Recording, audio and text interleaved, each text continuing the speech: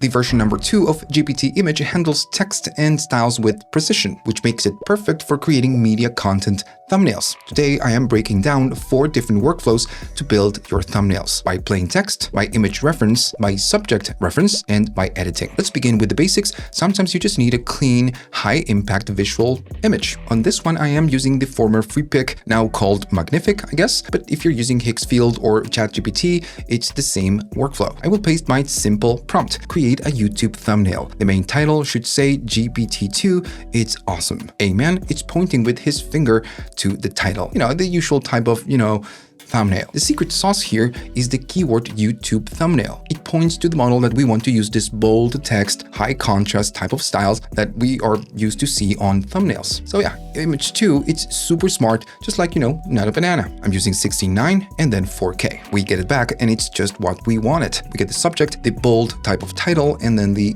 background, the blurred background. So we are getting that style with not a lot of effort. Let's just turn it up a little bit. Suppose that you want to replicate a very specific aesthetic, but you can't quite put it into words. I know that describing what you want, it's hard. Well, you don't need to. We can go to Gemini or ChatGPT, add an image, and ask the chat to describe the image for us. Of course, I will give you an example. I'm going to drag and drop this image, and I want for Gemini to create a text prompt describing the YouTube thumbnail image. I am using the thinking mode. Of course, you can use fast, but if you use thinking or higher, it will work a little bit better. If you have a GPT account, you can use ChatGPT, although I think Gemini is a little bit better in terms of recognizing an image. When we get a response, we have a perfect description of that very specific thumbnail. The only thing you need to do is just to copy the actual prompt and replace the text. On this example, I'm saying Master Gemini. Maybe I want to say something else. So I want to go back to Magnific. I'm going to delete the previous prompt and I'm going to paste the new prompt. Remember that you need to read the prompt and make sure that you replace the keywords that you want. On the other one was Master Gemini. I'm going to change it for Awesome GPT-2. And that's it. I'm going to apply and then again 16:9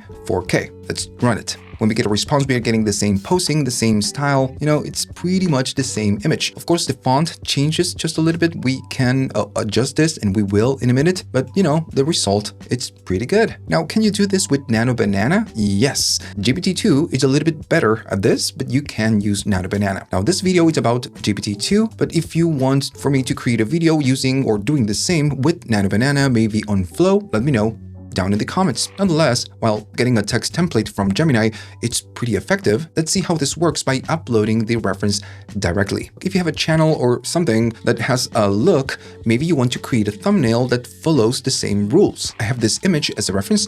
I'm going to drag and drop and put it on the ad, not on the character, not on the style, on the ad. I want to get the same style, but I want to change the text. Use EMG1 as a style reference, so we are locking to that reference.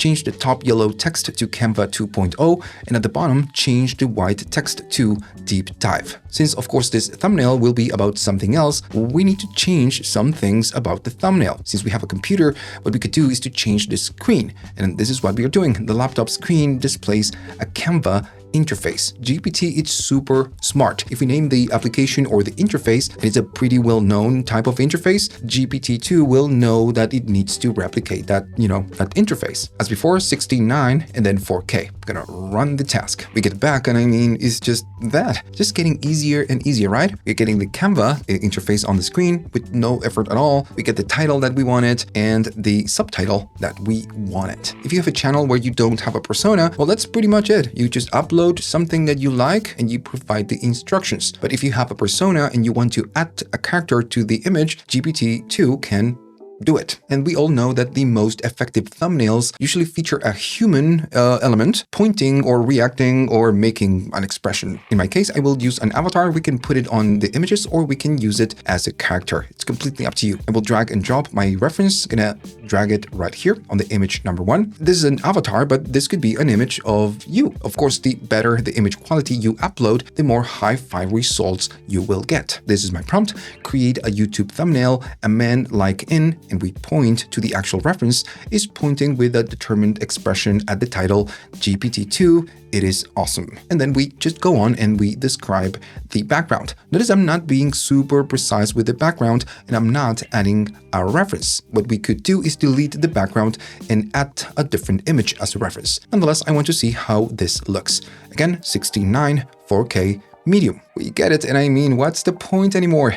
It looks awesome. I mean, it looks like a real YouTube thumbnail. Now, if I go to the other one, which is the awesome GPT-2, I could maybe take the text and then use the same subject as a reference. For this, I'm going to go to Gemini and do the same thing than before. I'm going to copy the whole text and then go back to Magnific, select everything, and then paste the Gemini prompt. I'm going to change it for Canva and Pro. Now, the other important part is that we are using an image as a reference. If I go at the very top, it says a vibrant, high-contrast YouTube thumbnail featuring a cheerful young man. What we could do is to say a cheerful young man as in, and then we provide the image 1 as a reference. On the Gemini prompt, it's describing how the man looks like. Well, we don't need it right here, although, you know, it looks pretty much the same. I'm going to select the description of the man, and then the rest of the prompt stays pretty much the same. Okay, so let's run it and see what we get back. A lot of this is just experimentation and trying over and over again, you know, trying to get something that looks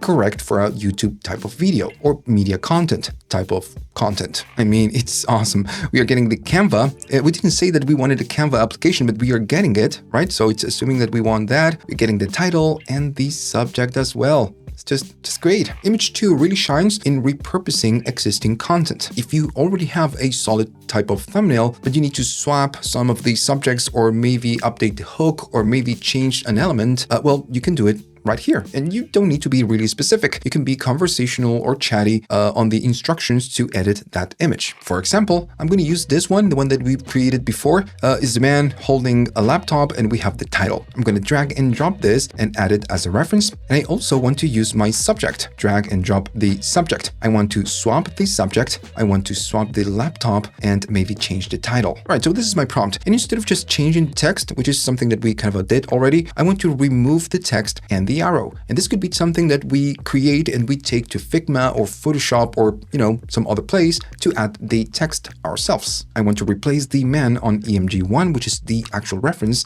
with the man on EMG2. He is holding a tablet instead of a laptop, and remove the text and arrow from EMG1. So we are providing a lot of edits. The version number 2 is awesome at this. It can handle this type of requests with no issues. We get it back, and at this point, you know, this is just not a surprise. We are getting the subject, we are getting the tablet, and we are getting the no text and no arrow. Great. So now you can download this, take it to Figma or Photoshop, and create your thumbnail. Nonetheless, you can edit the thumbnail directly. I'm going to add a new prompt. As before, remove the man on EMG1 and replace him with the EMG2. He's holding a tablet instead of a laptop, the same as before, but now I'm being a little bit more specific with the titles. Replace the yellow text saying master and replace it with insane. We see that keyword a lot, insane. Don't like it, but you know, it is what it is. But then we just keep moving forward and we provide the font type, the font style, and then the colors. So you can be super specific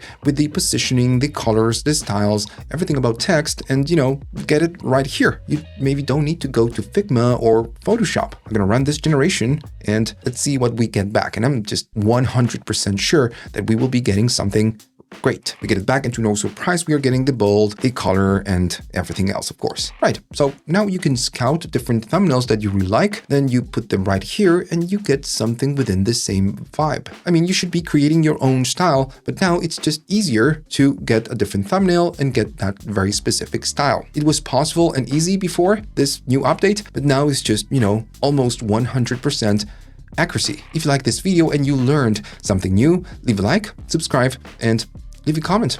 Don't be a stranger.